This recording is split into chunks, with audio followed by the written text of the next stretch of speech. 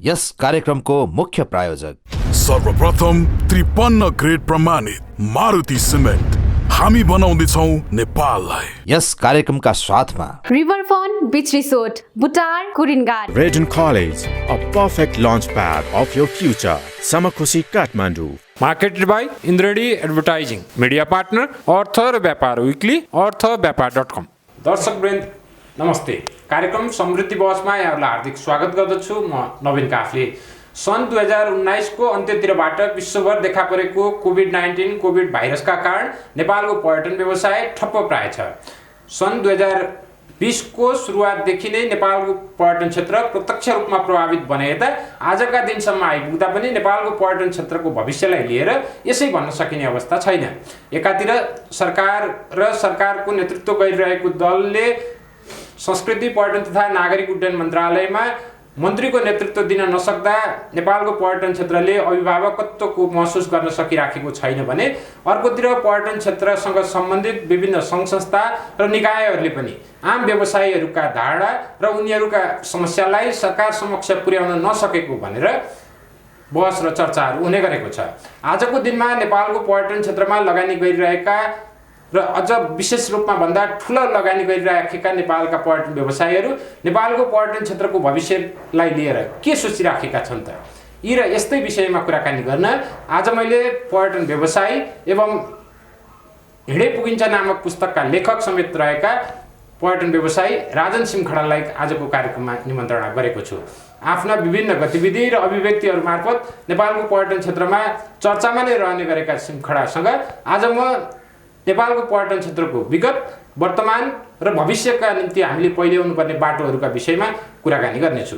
आउनुहोस् आजका मेरा अतिथि सिमखडालाई कार्यक्रममा स्वागत गरौँ। सिमखडाजी, कार्यक्रममा यहाँलाई स्वागत छ। थ्याङ्क यू, धन्यवाद।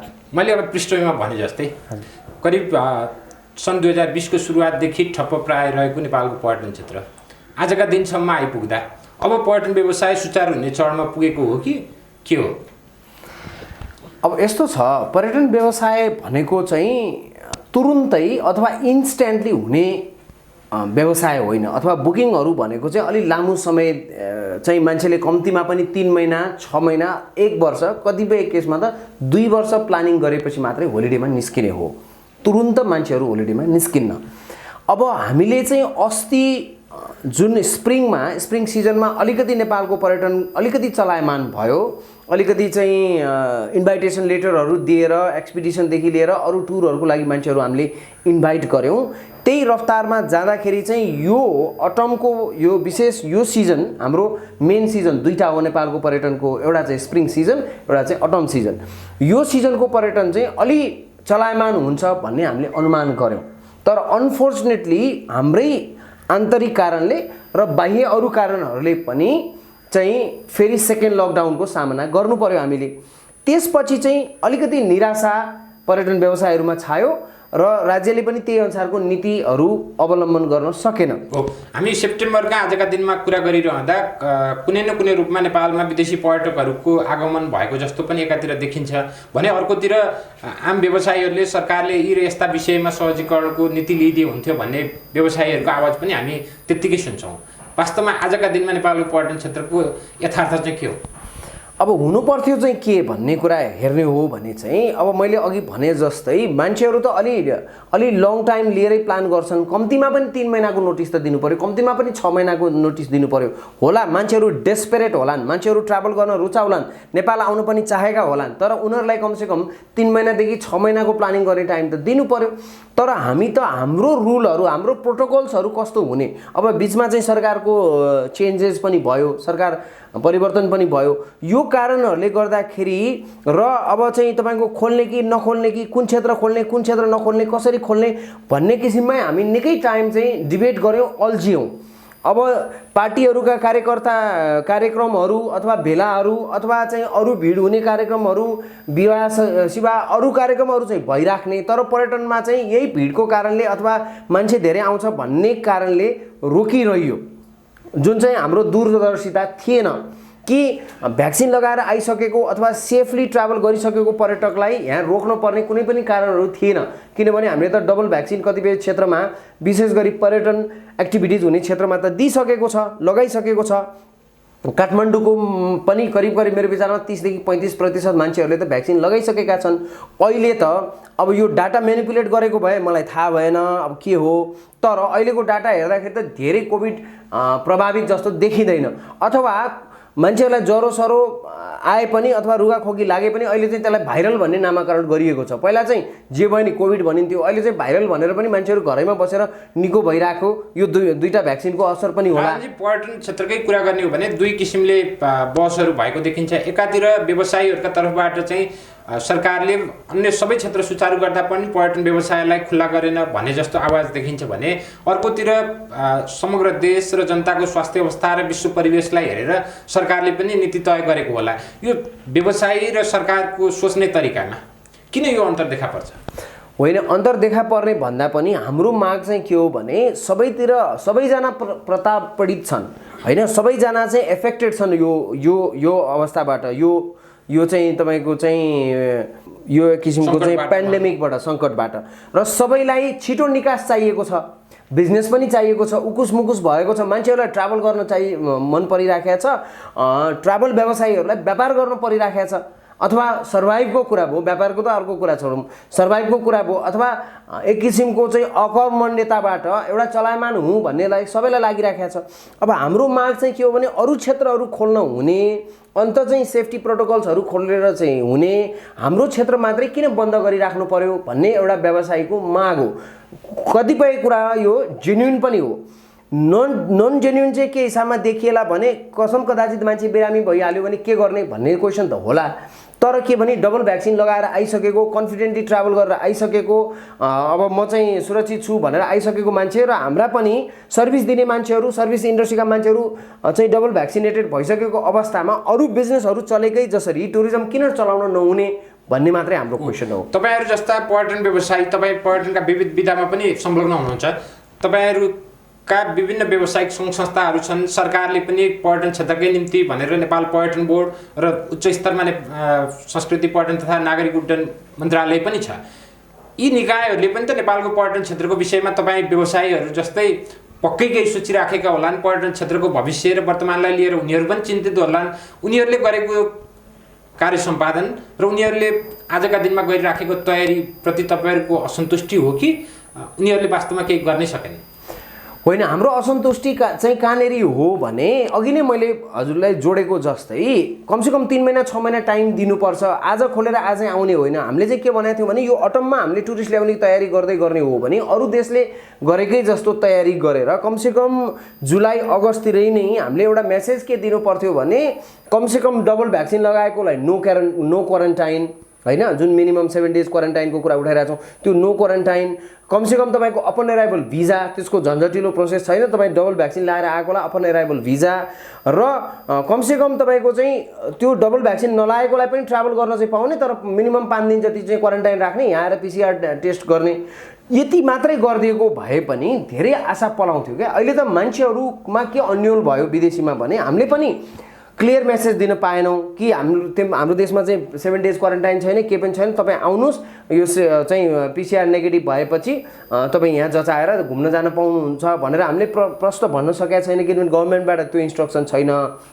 मान्छेहरू जम्मा 10-12 दिनको होलिडेजमा आउँछन्, त्यो मान्छेहरू क्वारेन्टाइनमा बस्न, होलिडेमा आउने मान्छे क्वारेन्टाइनमा बस्न आउने त होइन। त्यसो भए दीर्घकालीन रूपमा नेपालको पर्यटन क्षेत्रका विकासका निम्ति के गर्नुपर्छ त्यो बहसको हामी अलिक पछि आउँला। त्यस अगाडि तत्कालिक रूपमा नेपालको पर्यटन क्षेत्रलाई सुचारू गर्ने हो भने तपाईँहरू जस्ता व्यवसायीहरूले आजका दिनमा सरकारबाट अपेक्षा गरिराखेका विषयहरू के हुन्? 1, 2, 3 मा बताइदिनुहोस्। हामीले अहिले अपेक्षा गरेको हाम्रो धेरै अपेक्षै छैन। हाम्रो अपेक्षा चाहिँ के हो भने सेफ्टी प्रोटोकल्सहरू सबै अपनाइसकेको अवस्थामा, अरू क्षेत्रहरू पनि चलायमान भइसकेको अवस्थामा, अरू धेरै देशहरूमा पनि टुरिस्टहरूलाई खुला गरिसकेको अवस्थामा विश्व परिवेशलाई नै हेरेर यो कोभिड यो पेन्डेमिक पनि अलि मत्थर भएको जस्तो देखिएको हुनाले अहिले कमसेकम नेपाल आउन चाहने पर्यटकहरूलाई चाहिँ कमसेकम चाहिँ 72 आवर्सको PCR नेगेटिभ रिपोर्ट भएपछि चाहिँ डबल भ्याक्सिन लगाइसकेका मान्छेहरूलाई विदाउट क्वारेन्टाइन फ्रीली चाहिँ उनीहरूले ट्राभल गर्न पाउनु पर्यो, किनभने ट्रेकिङ एरिया त झन् सेफ हो, यहाँभन्दा पनि भिड कम हुन्छ।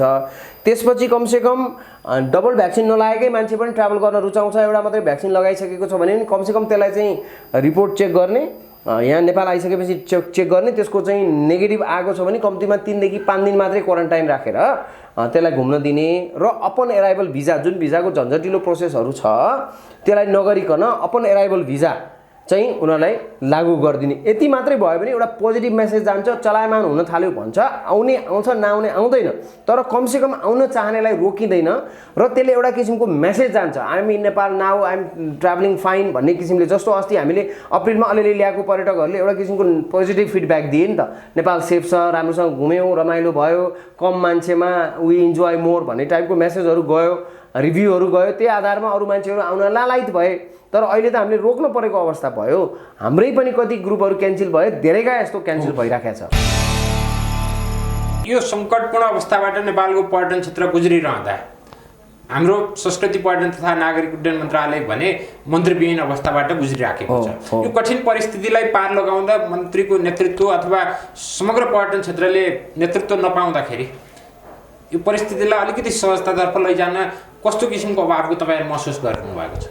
अब हामीले अभिभावकविहीन भएको, हाम्रो लाइन मिनिस्टर नभएको भन्ने फिल त हामीलाई छ, किनभने धेरैले चाहिँ फेरि त्यही बहानामा, जस्तो हुन त पर्यटन विभागै छ हामीसँग, पर्यटन बोर्डै छ, विभिन्न सङ्घ संस्थाहरू छन्, ब्युरोक्राट्स त्यहीँ छ, अब सबै काम गर्ने निकायहरू त त्यहीँ छन् इन्ट्याक्ट रूपमा।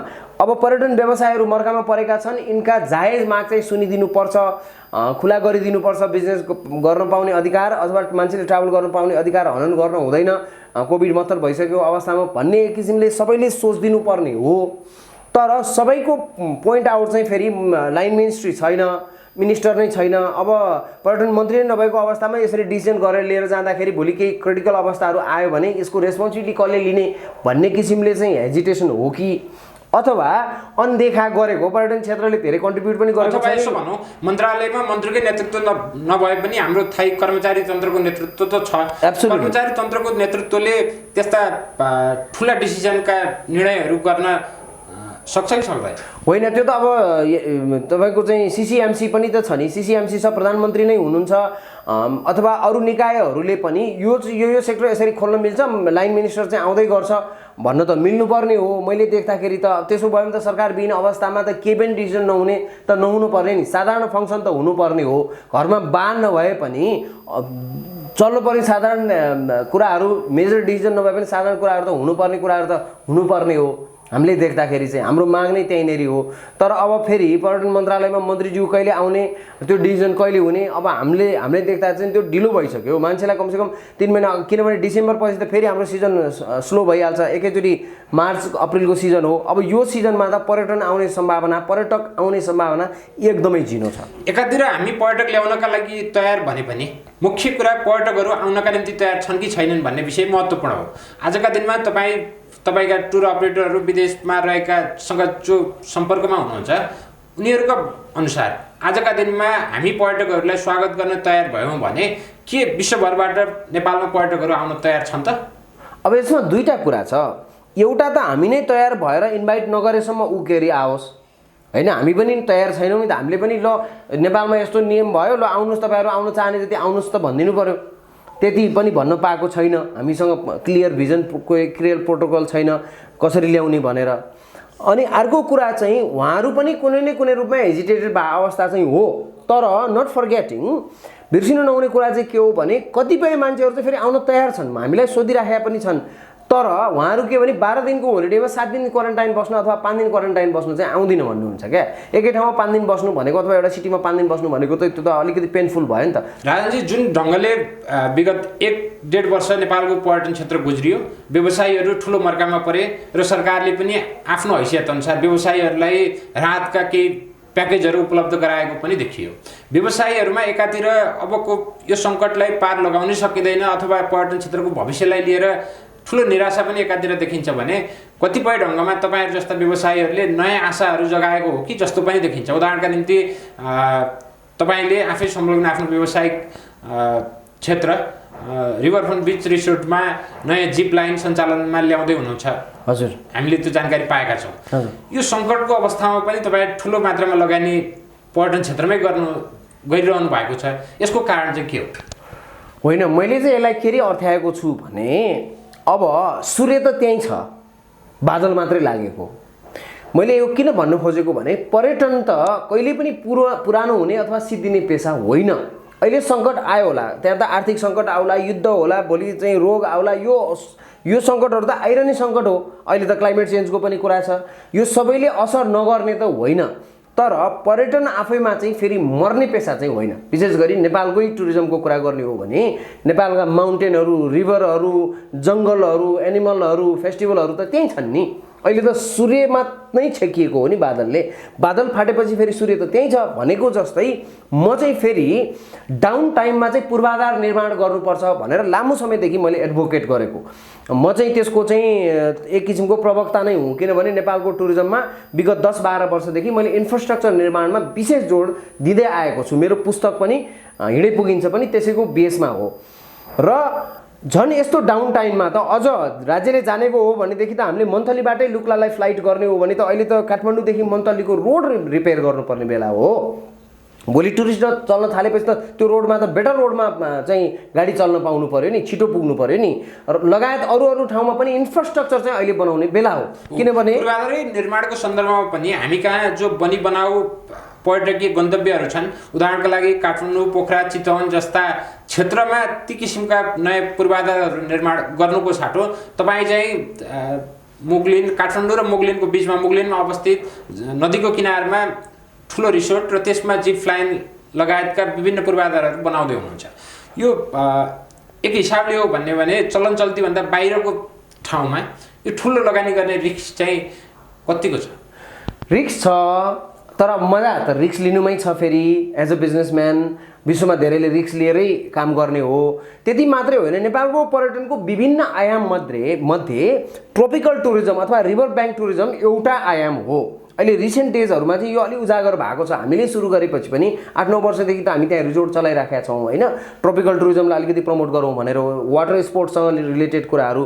र पछिल्लो चरणमा चाहिँ अलिकति एडभेन्चर टुरिज्ममा युवाहरूको पनि आकर्षण, विदेशीको पनि आकर्षण। हामी विदेशीको लागि एडभेन्चर प्लेग्राउन्ड त हुँदै हो, तर नेपाली युथहरू पनि, नेपाली यङ्गस्टर्सहरू पनि अलिकति एडभेन्चरमा आकर्षित भएको हुनाले त्यसमा चाहिँ अलिकति एडभेन्चर जोड दिएर त्यो चाहिँ दुईटै खाले विदेशीलाई पनि हुने, स्वदेशीलाई पनि हुने किसिमको ब्लेन्ड एउटा गर्न सकियो भने त्यसले सस्टेनेबिलिटी पनि ल्याउँछ, प्लस टुरिज्ममा एउटा नयाँ आयाम आएपछि अरूले पनि इन्स्पायर भएर अरू बिजनेसहरू त्यसरी सुरु होला भन्ने हिसाबले यो पूर्वाधार निर्माण गर्ने समय हो।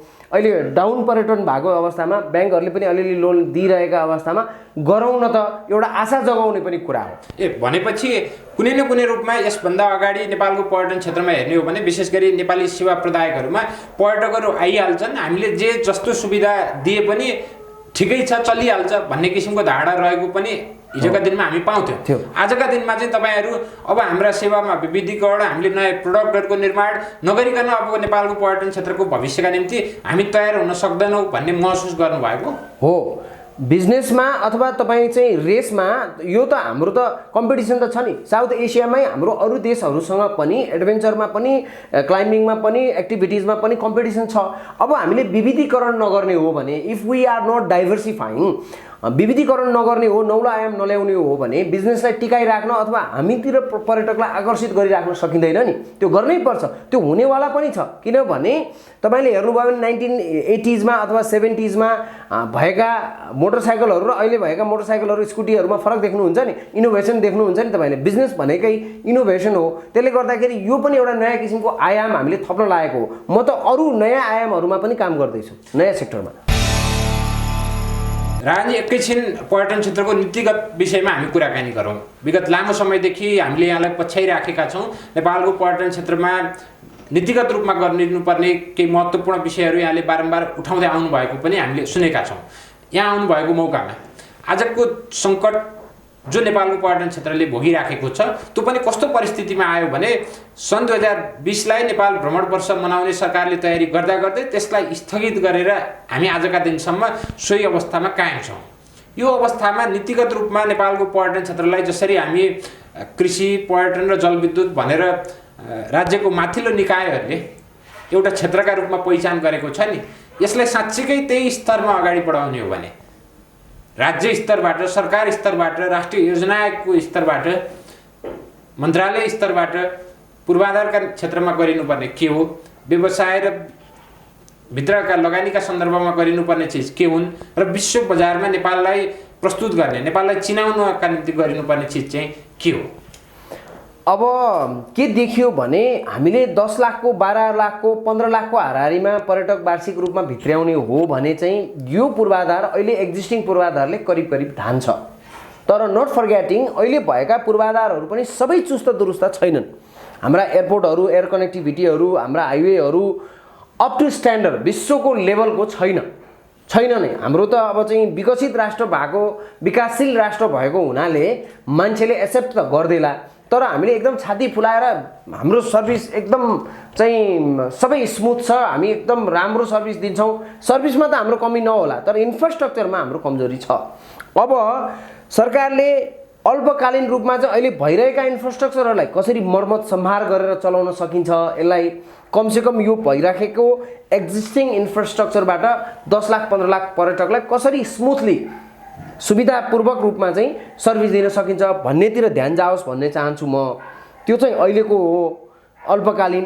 तर दीर्घकालीन रूपमा चाहिँ हामीले साँच्चै 20 लाख 30 लाख अथवा 50 लाखसम्म पर्यटक ल्याउनलाई अथवा 1 करोडसम्म पर्यटक ल्याउनलाई यो देशले धान्न सक्छ, तर पूर्वाधार चाहियो। त्यसको लागि हाइवेहरू बेटर हुनु पर्यो, अर्को एयरपोर्ट त बन्नु पर्यो। मैले मेरो पुस्तकमा त 2025 सम्म चाहिँ निजगढ एयरपोर्ट हुनु भइसक्नुपर्छ भनेर परिकल्पना गरेका थिएँ। उत्तर दक्षिणका चाहिँ रोड लिङ्केजहरू अब हामी यति राम्रो ठाउँमा छौँ कि उत्तरमा चाहिँ चाइना र दक्षिणमा भारतका चाहिँ प्रशस्त पर्यटकहरू घुम्न निस्किरहेको अवस्था हो। त्यतिखेर हाम्रा इन्फ्रास्ट्रक्चरहरू राम्रा भए, हाम्रा फेसिलिटीहरू राम्रा भए, हाम्रा चाहिँ गन्तव्यहरू आकर्षक गन्तव्यहरू भए भने ती मान्छेहरू नआउनु पर्ने कुनै पनि कारण छैन। यसको लागि इन्फ्रास्ट्रक्चर निर्माणमा जानु पर्यो। त्यसको on the top of that policy लेभलमा चाहिँ के भने अब जनशक्ति, उच्च स्तरीय जनशक्ति निर्माणदेखि लिएर travel agency, trekking agency, tour एजेन्सीहरूका क्वालिटी कन्ट्रोलहरू, हामीले दिने सर्भिसहरू जस्तो गाडीको, मोटरको, प्लेनको चाहिँ क्वालिटीहरूको कन्ट्रोलको कुराहरू, यसलाई रेगुलेट गर्ने कुराहरू, यो कुराहरूमा कहीँ न कहीँ पोलिसी लेभलमा एड्रेस हुनुपर्छ कि मजबुत रूपमा हामीले आएका पर्यटकहरूलाई खुसीपूर्वक सर्भिस दिएर पठाउन सकौँ। किनभने अब हाम्रो मार्केटिङ स्ट्रेटेजी पनि चेन्ज गर्नुपर्छ। राजनीति केही वर्ष अगाडि यहाँले प्रकाशनमा ल्याउनु भएको पुस्तक हिँडे पुगिन्छ मार्फत पनि नेपालको पर्यटन क्षेत्रका निम्ति गरिनुपर्ने केही महत्त्वपूर्ण विषयहरू यहाँले बाहिर ल्याउनु भएको थियो। त्यस्ता विषयहरू बारम्बार यहाँले विभिन्न स्तरका मञ्चहरूमा अभिव्यक्त गरेको अभिव्यक्ति पनि हामी बारम्बार सुन्नै राखेका छौँ। यहाँले राख्नुभएका विषयवस्तुहरू हाम्रा सरकारी निकायहरू जसले कार्यान्वयन गर्ने हो उनीहरूले त्यसलाई क्यारी अन गरेको र ती विषयवस्तुहरूलाई कार्यान्वयनको चरणमा अगाडि बढाएको चाहिँ कतिको महसुस गर्नुभएको छ? अब हामीले त एज अ इन्डस्ट्री एक्सपर्ट, म त 26 वर्षदेखि पर्यटन क्षेत्रमा लागेको हुनाले एज अ इन्डस्ट्री एक्सपर्ट हामीले त सानै लेभलदेखि सबै कुरा देख्दै भोग्दै आएको अनुभवको आधारमा बोलेको हिसाबले हाम्रा कुराहरू सुनवाई हुनुपर्छ। हामीले दिने एडभाइजहरू चाहिँ एक्सपर्ट एडभाइज हुन्छ, त्यो चाहिँ विशेषज्ञता हो भन्ने हामीलाई लाग्छ। त्यो सबै ठाउँमा हुने त्यही नै हो। फेरि जुन क्षेत्रमा जुन एक्सपर्टहरू छ, एक्सपर्टिजहरूले दिएको सल्लाह सरकारले अथवा पोलिसी मेकरहरूले सुन्दा राम्रो, किनभने त्यो त अनुभव बराबर खारिएर आएको कुरा हो। अब मैले उठाएका विषयहरू कतिपय कुराहरू चाहिँ जस्तो चाहिँ मैले चाहिँ टुरिज्म चाहिँ नेसनल इन्डस्ट्री हुनुपर्छ, राष्ट्रिय उद्योगको रूपमा हुनुपर्छ, यो मौलिक उद्योग हो, कच्चा पदार्थ कहीँबाट ल्याउनु पर्दैन। हाम्रो देशका चाहिँ नदी नाला, हिमाल, पहाड, ढुङ्गा, माटो, हाम्रा संस्कृति, कल्चरहरू सबै नै चाहिँ कच्चा पदार्थ हुन्। यिनीहरूलाई नै देखाएर यिनीहरूलाई नै चाहिँ सर्भिस, यसलाई चाहिँ सर्भिस भ्यालु एड गरेर चाहिँ हामीले चाहिँ सर्भिसहरू बेचेर डलरहरू कमाउन सक्छौँ र हाम्रा चाहिँ आएको असमान वितरण भएर जुन प्रब्लम आइरहेको छ त्यसलाई पनि समान गर्न सकिन्छ टुरिज्मको थ्रु भनेर उठाएका कुराहरू कहीँ न कहीँ चाहिँ अलिअलि एड्रेस भएको, मान्छेले कुरा सुन्न थालेको त्यस्तो मलाई महसुस हुन्छ। र मैले हिँडे पुगिन्छमै उठाएको विषयहरू, मैले इन्भिजन गरेको भिजनहरू जस्तो चाहिँ लुम्बिनीमा थिम पार्क बनाउने कुराहरू, मेटर्निटी हस्पिटल बनाउने कुराहरू, डाँडै पछि चाहिँ तपाईँको चाहिँ रिट्रिट सेन्टर बनाउने कुराहरू, एडभेन्चर टुरिज्मका कुराहरू कहीँ न कहीँ प्राइभेट सेक्टरले भए पनि कहीँ न कहीँ क्यारी अन गरेर नयाँ नयाँ डेस्टिनेसन चाहिँ गर्ने कुराहरू, पूर्वाधार निर्माणका कुराहरू कहीँ न कहीँ एड्रेस भएको जस्तो चाहिँ मलाई फिल भइराखेको छ। त्यो चाहिँ कमसेकम मैले देखेको भिजन अरूले पनि देख्दा रहेछन् अथवा पढेर सुनेर अथवा मेरै पुस्तकबाट कोही इन्स्पायर भएर गरे होला नि जस्तो मलाई फिल चाहिँ भइराखेको छ। तर अझै पनि राज्यले गर्न पर्ने जति चाहिँ, किनभने नेपालको सस्टेनेबल इन्डस्ट्री भनेकै, 1 नम्बरको सस्टेनेबल इन्डस्ट्री भनेकै टुरिज्म इन्डस्ट्री हो। पर्यटन क्षेत्रलाई हामीले त्यो स्तरको महत्त्व दिइराख्दा अब नेपालको पर्यटन क्षेत्रको रिभाइभ कसरी हुन्छ भन्ने विषय महत्त्वपूर्ण हो। यहाँले कुराकानीको सन्दर्भमा यसअगाडि थोरै विषय राख्नुभयो। विश्व पर्यटन बजार र नेपाली पर्यटन बजारलाई यसका आगामी दिनहरूलाई हेर्ने हो भने पर्यटन क्षेत्रको रिभाइभ कसरी हुने अपेक्षा गर्न सकिन्छ? अब यस्तो छ, पर्यटनको चाहिँ यसको मोडालिटी अथवा पर्यटनको स्वरूप चाहिँ परिवर्तन हुने सम्भावना छ। किनभने अब चाहिँ मास ट्राभलमा मान्छेहरू जान नरुचाउने यो रोगका कारणहरूले अथवा भिडको कारणले अब सानसानो फ्यामिली ट्राभलहरू हुने अथवा एक्सपिरियन्सल टुरिज्म जस्तो अथवा चाहिँ कृषि र पर्यटनलाई ब्लेन्ड गर्ने जस्तो अथवा वेलनेस टुरिज्म जस्तो योगाहरू, मसाजहरू, स्पाहरू त्योहरूसँग ब्लेन्ड भएर आउने जस्तो टुरिज्म, त्यसले गर्दाखेरि टुरिज्मको अलिकति यो फर्म चाहिँ चेन्ज हुने सम्भावना छ।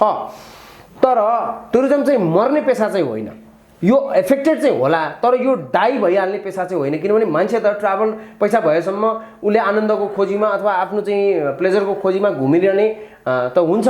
त्यसले गर्दाखेरि नेपालले चाहिँ त्यो चिजलाई क्याच गर्न सक्नु पर्यो। नेपालको स्ट्रेन्थ भनेकै नेचुरल ब्युटी, एडभेन्चर टुरिज्म, त्यसपछि वेलनेस टुरिज्म, ध्यानहरू, योगहरू, कृषि, यो चाहिँ नेपालको चाहिँ टुरिज्मको स्ट्रेन्थ हो। हामीसँग नभएका चिजहरू भन्दा पनि भएका चिजहरूलाई चाहिँ प्रोटेक्ट गरेर यसलाई उजागर गरेर यसलाई चाहिँ विश्व बजारमा कसरी बेच्न सकिन्छ भन्नेतिर त्यतातिर फोकस गर्नु पर्यो क्या हामीले। राजी, हामी करिब कुराकानीको अन्त्यमा छौँ। यहाँका कुराकानीहरू विभिन्न मार्फतबाट हामीले लामो समयदेखि सुन्दै पनि आइराखेका छौँ। एकजना व्यवसायीका हैसियतले व्यवसाय गर्ने, त्यसबाट मुनाफा आर्जन गर्ने र आफ्नो व्यवसायलाई विस्तार गर्ने स्वतन्त्रता अथवा त्यसमा मात्रै लाग्ने चाहना पनि तपाईँमा हुन सक्थ्यो। तर कतिपय सन्दर्भमा नीतिगत विषयमा, कतिपय सन्दर्भमा आम युवाहरूलाई मोटिभेट गर्ने सन्दर्भमा होस् वा समाजका विविध पक्षमा यहाँले आफ्नो एउटा उपस्थिति दरोडो ढङ्गले नै देखाइरहनु भएको छ।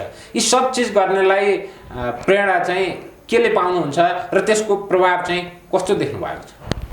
होइन, अब म चाहिँ अब के भने मानव त तपाईँको चाहिँ जन्मिसकेपछि यो पृथ्वीमा जन्मिने सबै प्राणीहरूमा उत्कृष्ट प्राणी मानव भनिएको छ।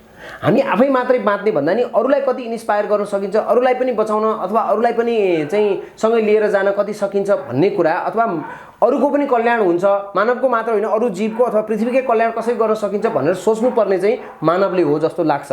त्यसैको त्यसैको अङ्गस्वरूप चाहिँ मैले 30-32 वटा देशहरू घुम्दा पनि मेरो जतिको सुन्दर, मेरो जतिको बान्की मिलेको, मेरो जतिको चाहिँ ब्युटी, मेरो जतिको डाइभर्सिफाई कन्ट्री चाहिँ धेरै देखिनँ मैले, होइन। त्यति मात्रै होइन, यो होल पृथ्वी नै बचाउनु पर्ने हाम्रो दायित्व छ। तर विशेष गरी म नेपालमा जन्मेको हुनाले, हिमालयको काखमा जन्मेको हुनाले यही हिमालकै वरिपरिबाट अथवा हाम्रै देशलाई समृद्ध बनाएर यहाँका नागरिकहरूलाई पनि यहाँको चाहिँ तपाईँको चाहिँ रिसोर्सेसहरूलाई युज गरेर यसलाई समृद्ध बनाएर हाम्रै पालामा समृद्ध नेपाल देख्न सके, अरूलाई इन्स्पायर गर्न सके, इन्डस्ट्रीलाई बेटर कन्ट्रिब्युसन गर्न सके, त्यहाँभन्दा खुसीको कुरा के हुन्छ र? पैसा बनाउनु अथवा आफ्नो जीवन मात्रै जिउनु भन्दा पनि ओभरअल समाजलाई के एउटा कन्ट्रिब्युसन दिन सक्यो भने त त्यो त आनन्दको विषय भयो नि मेरो निम्ति चाहिँ। यहीँनिर त्यसो भए हामी अपेक्षा गरौँ व्यावसायिक रूपमा यहाँको व्यावसायिक यात्राको सफलताको त हाम्रो शुभकामना छ नै, त्यसबाहेक समाज र समाजका विविध पक्षमा व्यवसायकै सन्दर्भमा पनि नयाँ नयाँ आयामहरूको सिर्जना गर्ने विषयमा होस् वा आम युवाहरूलाई उद्यमी बन्ने सवालमा पनि यहाँका विभिन्न गतिविधिहरूले आम युवाहरूलाई प्रेरित गरिराख्न सकुन्। यहाँको महत्त्वपूर्ण समय र विचार हामीलाई दिनुभयो, हार्दिक धन्यवाद। नमस्ते। Thank you.